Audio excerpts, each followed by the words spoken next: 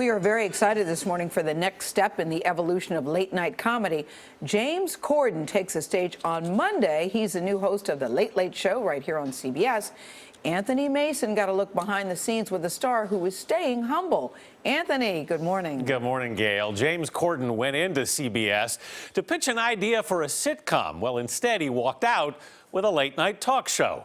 The British actor who succeeds Craig Ferguson as host of The Late Late Show will be the first to tell you he's totally unqualified. However shocked people at home are going to be by the fact that I've been chosen to host this show, none of them will be as shocked as I am. James Corden is still getting acclimated to his new office. I never quite know how I'll get in or out. I mean, I should know, right? So this, it's a bit dark, but this is our performance space, right, Vanderby, and this is where I'll come from. Okay. So on Monday night, this is where I'll be, you know, throwing up on my clothes.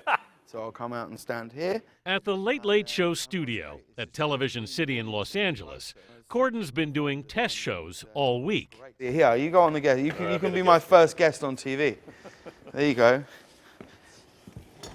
So I'll sit here like this, and I'll say, so tell me about your life. Does it compare to anything else you've done in that sense, or is it totally different? No, it's different to everything I've ever done. Like, I've never done this. I don't even really know what I'm about to do. Like, I'm talking like I have any authority on this. I know nothing. I love you, man. I love you!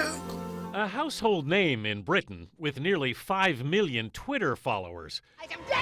The 36-year-old actor most recently starred in the films Into the Woods.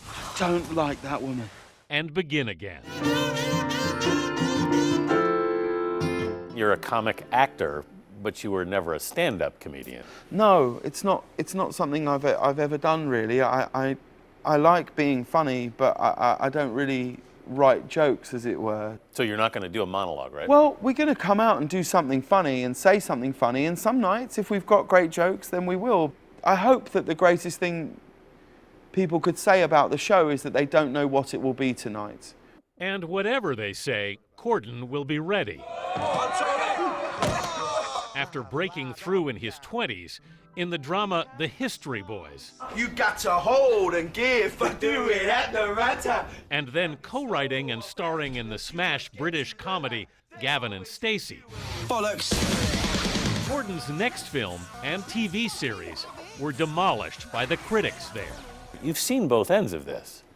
Well, yeah, I mean, you can't make anything without making mistakes, is the truth. And I'm very grateful for those misses that I've had in my career at home, because you learn so much more from them than you ever do. What do you learn? The hits. Well, you learn that you really have to work hard, which I wasn't really doing at that time. You sort of think, I've cracked it, I'm doing it, and you start to think you're perhaps more of a dude than you really are. But I do get confused easily. Corden would make his comeback on stage in the comedy One Man, Two Governors. The highlight of his career, he says, was the night it opened on Broadway with his parents in the audience.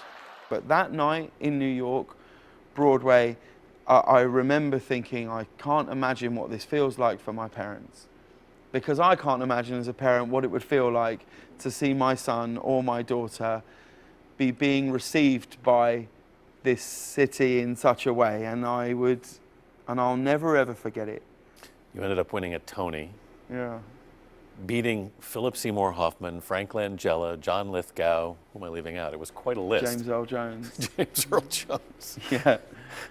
Yeah. What did you think when you heard your name read that night? Well, I mean, listen, I treasure that Tony and all of those awards that I won in New York that time. They sit pride of place, well, they used to sit pride of place in my house in London. They're now in a storage container in a warehouse in London somewhere. Corden moved to Los Angeles with his wife Julia and his 2 young children in January. On Monday, he officially begins his new job. You've been a game show host in Britain, you've been in the films, you've been on Broadway, but now you're hosting a talk show. But it sounds like you think of yourself primarily as an actor.